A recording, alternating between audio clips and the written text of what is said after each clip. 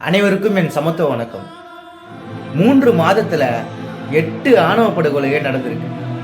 அதாவது இப்ப சமீபத்துல மயிலாடுதுறையை சேர்ந்த பார்த்திபன், திவ்யதர்ஷினி இவர்கள் காதலித்ததற்காக ஆணவ படுகொலை செய்யப்பட்டிருக்காங்க. இன்னும் எத்தனை ஆணவ படுகொலைகள் தமிழ்நாட்டில் நடக்கப் போகிறது? அதை எதிர்த்து ஏன் குரல் எழுப்பவில்லை மற்ற கட்சிங்க?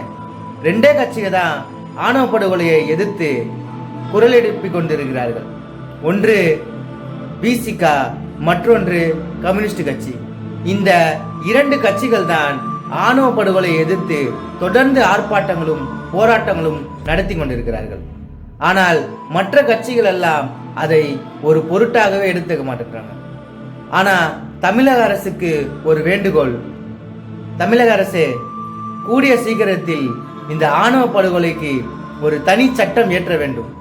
ஏற்றினால்தான் இந்த ஆணவ படுகொலை ஒரு முற்றுப்புள்ளியாக நிற்கும்.